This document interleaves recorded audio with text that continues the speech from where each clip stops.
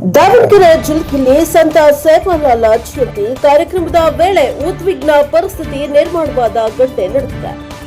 ದಾವಣಗೆರೆ ಜಿಲ್ಲೆಯ ನ್ಯಾಮತಿ ತಾಲೂಕಿನ ಸೋರಗೊಂಡನಕೊಪ್ಪದ ಬಾಯಘಟ್ಟದಲ್ಲಿ ಸಂತ ಸೇವಾಲಾಲ್ ಅವರ 287ನೇ ಜಯಂತಿ ಕಾರ್ಯಕ್ರಮದಲ್ಲಿ ಇದೇ ವೇಳೆ ಕಾರ್ಯಕ್ರಮಕ್ಕೆ ಉಪಮುಖ್ಯಮಂತ್ರಿ ಡಿಕೆ ಶಿವಕುಮಾರ್ ಆಗಮಿಸ್ತಾ ಇದ್ದಂತೆ ಕೆಲ ಯುವಕರು ಕಪ್ಪು ಪಟ್ಟಿ ಹಾಗೂ ಕಪ್ಪು ಬಟ್ಟೆ ಪ್ರದರ್ಶಿಸಿ ಆಕ್ರೋಶವನ್ನು ವ್ಯಕ್ತಪಡಿಸಿದ್ದಾರೆ. ಒಳ ಮೀಸಲಾತಿಯಲ್ಲಿ ಬಂಜಾರ ಸಮುದಾಯಕ್ಕೆ ಅನ್ಯಾಯವಾಗಿದೆ ಎಂದು ಆರೋಪಿಸಿದ ಯುವಕರು ರಾಜ್ಯ ಸರ್ಕಾರದ ವಿರುದ್ಧ ಧಿಕ್ಕಾರ ಕೂಗಿ ಪ್ರತಿಭಟನೆಯನ್ನ ನಡೆಸಿದ್ದಾರೆ. ಕಾರ್ಯಕ್ರಮದ ವೇದಿಕೆಗೆ ಡಿಸಿಎಂ ಆಗಮಿಸಿದ ಸಂದರ್ಭದಲ್ಲೇ ಯುವಕರು ಕಪ್ಪು ಬಟ್ಟೆ ಹಿಡಿದು ಅಸಮಾಧಾನ ಹೊರಹಾಕಿದ್ದಾರೆ. ಈ ವೇಳೆ ಪ್ರತಿಭಟನಾಕಾರರು ಹಾಗೂ ಪೊಲೀಸರ ನಡುವೆ ವಾಗ್ವಾದ ಉಂಟಾಗಿದೆ. ಪರಿಸ್ಥಿತಿ ನಿಯಂತ್ರಣಕ್ಕೆ ತರಲು ಪೊಲೀಸರು ಯುವಕರನ್ನ ಸಮಾಧಾನ ಪಡಿಸಲು ಹರಸಾಹಸವನ್ನೇ ಪಟ್ಟಿದ್ದಾರೆ. ಯಾವುದೇ ಅಹಿತಕರ ಘಟನೆ ನಡೆದಂತೆ ಪೊಲೀಸರು ಕಟ್ಟುನಿಟ್ಟಿನ ಬಂದೋಬಸ್ತ್ ಕೈಗೊಂಡಿದ್ದಾರೆ. ಘಟನೆ ಸಂಬಂಧ ಕೆಲ ರಾಜಕೀಯ ಮುಖಂಡರು ಸ್ಥಳಕ್ಕೆ ಭೇಟಿ ನೀಡಿ ಯಾವುದೇ ಯುವಕರನ್ನ ಬಂಧಿಸದಂತೆ ಪೊಲೀಸರನ್ನ ಮನವಿ ಮಾಡಿದ ಘಟನೆ ಕೂಡ ನಡೆದಿದೆ.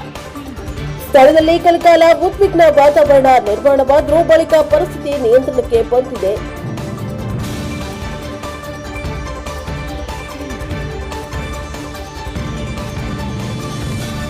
ಬ್ಯೂರೋ ರಿಪೋರ್ಟ್ ದೇವರಾಜ್ ಕೆನೆಲ್ಲಿ ಹಕ್ಲು ಎನ್ಕೆಎಸ್ ಟಿವಿ ದಾವಣಗೆರೆ.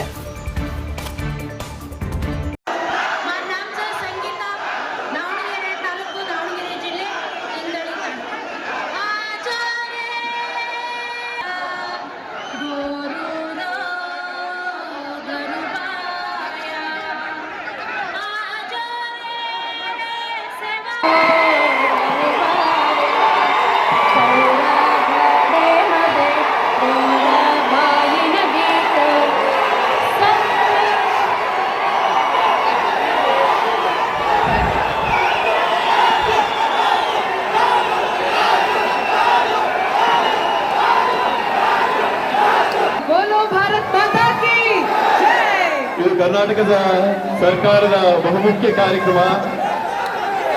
ಆಧ್ಯಾತ್ಮಿಕ ಯುಗ ಪುರುಷರ ಜನ್ಮದಿನವನ್ನು ನಾವೆಲ್ಲರೂ ಕೂಡ ಆಚರಿಸ್ತಾ ಇದ್ದೇವೆ. ಇವತ್ತಿನ ಕಾರ್ಯಕ್ರಮವನ್ನು ನಾಡಗೀತೆಯೊಂದಿಗೆ ಪ್ರಾರಂಭಿಸ್ತಾ ಇದ್ದೇವೆ.